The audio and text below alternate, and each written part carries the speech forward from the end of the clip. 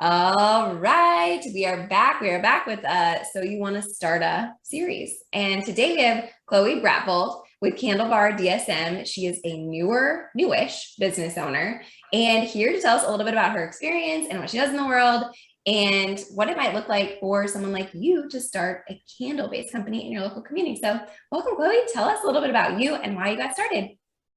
Thanks for having me. A little bit about how I got started. So we all love candles. They're a great addition to any room, and not just for the fragrance, but also for kind of the look. They're very comforting, things like that. However, there's a downside to, unfortunately, a lot of candles. Just because it smells good doesn't mean it's necessarily good for you. A lot of candles on the market are made of a crude oil or, a paraffin base, which unfortunately is similar to inhaling secondhand smoke. This is all things that I learned from the get-go when I kind of started making my own, just because I was like, wow, I burn these all day. I know people who burn them every day, all day. Yeah. And they just don't know what they're made out of. They assume that it's, good for you. So that was kind of the biggest thing, was this is something, every day we use that we can kind of make a change or make a better option, really. So I started making them at home. I tried a few different natural ingredients. Ended up really liking soy. It's very versatile. It's naturally occurring. It also helps that, we're in the Midwest, Iowa. My father's a soybean farmer. So, supporting that as well. Obviously, he thought he could just, bring the soybeans out of the field and I could make candles, but that's not how it works. So that's kind of really full circle. What got me here was realizing how unfortunately bad they are. Not all of them. Obviously, we as consumers are figuring out that we need to be more aware of everything we use. So really teaching people about everyday use, but making it fun, social, kind of exciting new experience in Des Moines. Yeah. Okay. So were you like at the point where you're making candles at home, you're enjoying it, the smells are amazing. Like that's a big leap though, to like DIY at home than to like literally get a brick and mortar storefront, build a brand. So when did you hit that point of being like, okay, like I'm going to do this? It's kind of crazy from the get-go. It was like, I'm going to build a brand. I don't think it was ever like, yeah, it was, but that was never the goal. Got it. I had a full-time job. I was a sales manager. So I was working fully in sales, which is, it's its own animal, which I feel like with my personality, I kind of was like, I'm kind of all in or not at all, Sure. So it was kind of this niche that this concept is really. And from the get-go is like, if I'm going to do this, I'm going to hone in on my product and my brand, and then you either sink or swim. If I fail, I fail, but at least I tried, right? Yes. Oh my gosh, I love it. So yeah, you're in Des Moines. For anyone listening, you're in Valley Junction, correct? So the west side of the city, and people basically come to your store, and they you can do like a party or you can do it by yourself. You basically like fill a candle, right? So do you provide like the base, yes, those options? Okay, so someone comes into your shop and they decide which jar or vessel they want, and then they can mix their own scents, and they can do it on their own or they can do it with a party. Kind of walk us through like what happens when they visit Candle Bar. Yes, so they come in, select a vessel based on their price point and look. Then they go through our 83 fragrances and they choose their top 4. 4 just gives us an idea of what their palette is. Everyone has a different like. That's why we have so many different fragrances. The staff will help you kind of decide what your best 2 to 3 to mix would be. And then it's kind of social, hands-on experience from there. You can bring beer, wine. We do, group outings, dates, really anything. Yeah, so much. I just wanted to walk people kind of through the scenario of what it'd be like to be a consumer there and just kind of what you created.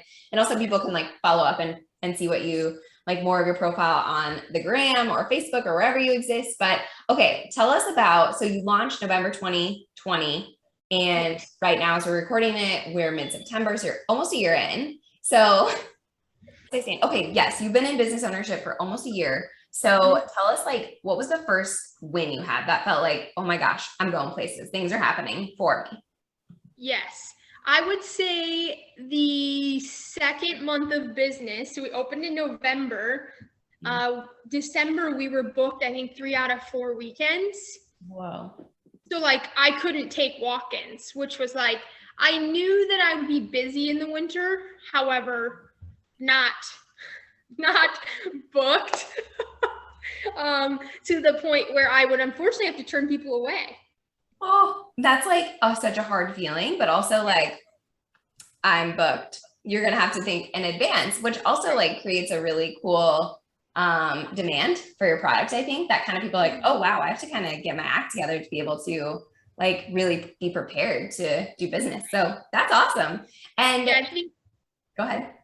I guess just that kind of plummeted us into people are now comfortable making reservations. So it kind of helps me plan, the staff plan. I know if I need other people here. At this point, we have reservations out until March of next year already. Oh my gosh, that's amazing. So that helps, you know, the comfort and things like that as well. Yeah. So yeah. To know you're in September and have bookings to March. Like I love that you've designed that in your business model because it really gives you the comfort of knowing, okay, I have business secured for X more months. And like your team probably really appreciates it, you know, like when to staff things. That's awesome. Okay, so you had the early win that felt really good. What's been the biggest challenge that people need to know about? My biggest challenge is this fly, so sorry. I'd say biggest challenge. I mean, running a business is it's you know, you can work in a business, but it's hard to work outside of the business. I've gotten very comfortable being at the bar, helping customers, you know, make their fragrance. For me, you know, the saying I believe goes, you can't work in the business, you need to work on the business, Sure. right? Mm-hmm. After a certain point, in order to move the needle, you need to be outside. And me, being kind of protective, it's kind of like my first child, you know, I want it to be done how I see it done, right? So I think letting go has kind of been the hard thing. Also, just the backside of a business, you know, I didn't go to business school. Mm-hmm. I went to, you know, a 2-year college. I didn't take business classes. So all this, with the help of the right people, I had a business coach from the Iowa Small Business Association. They make you very uncomfortable, but like in a good way.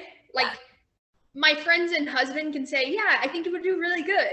But they are like, okay, what happens if we have another shutdown? What is your plan? How are you going to make this work? So they make you uncomfortable realizing like, wow, this isn't, you know, it's not going to be peaches and cream all the time, obviously, but it kind of brings you to reality. So that was kind of full circle there, but.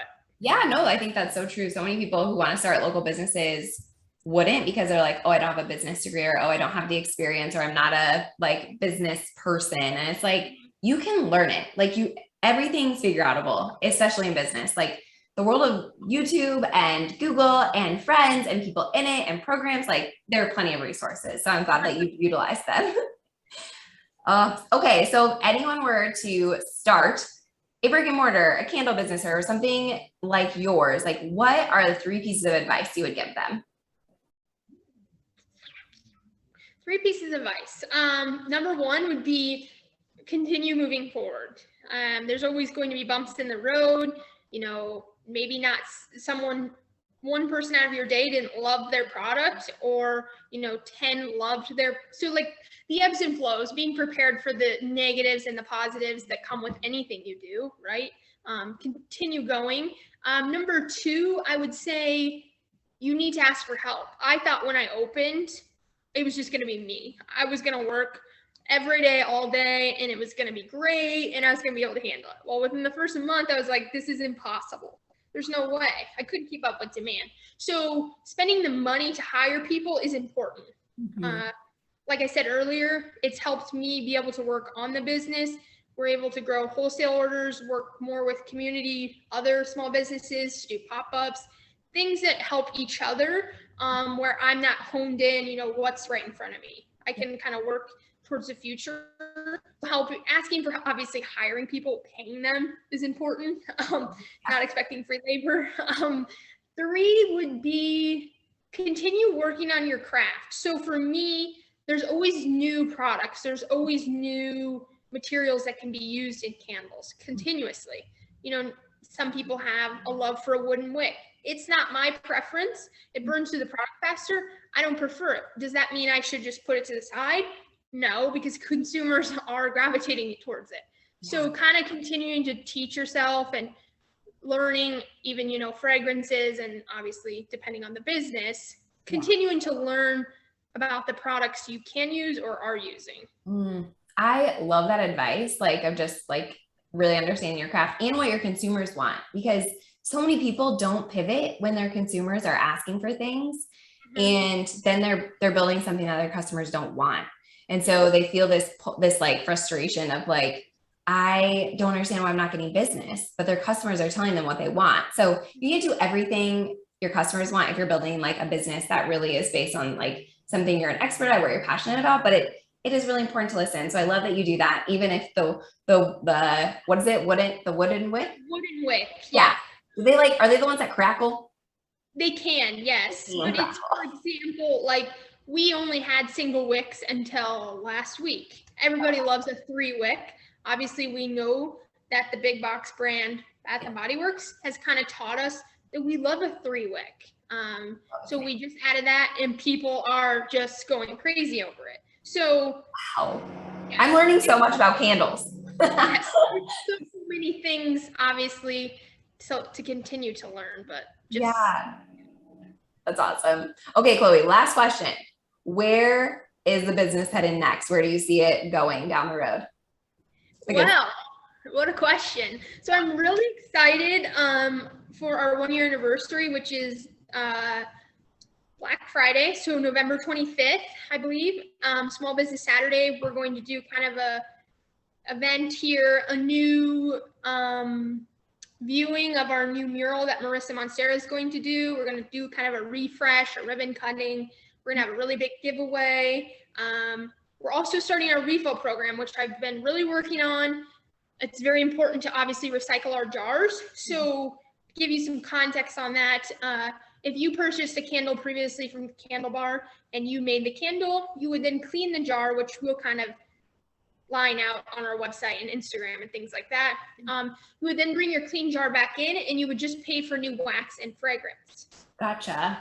So for a consumer, it's cheaper, but they're also continuing to, use that cleaner product, cleaner burn. We add 10 fragrances every season, so we hope to have 150 in our library, so we can continue to keep, the traffic for our previous customers and kind of get them back in here. So you'll be able to refill candles, diffusers, and room sprays. Oh, that's so cool. I love that. That's so many fragrances. I don't even know how you know, but I'm sure you are an expert, so you know where everything is. Yeah. Okay, so for anyone tuning in right now, where can they find you if they want to connect or get to know you more? Where you hang out on the internet? Yes, Instagram is obviously kind of our spot. We like it there. Our consumers are there, so we're there. Obviously, we're on Facebook. Our website, candlebardsm.com. If you want to reserve, you can email, you can call, or DM, whatever works. You can be found all the places. Yay. Well, thank you for being on this little series and for telling us how you started and how you've grown and all of the things. Early congrats on the 1 year. That's so exciting. And thanks for being with us today, Chloe. Yes, thanks for having me.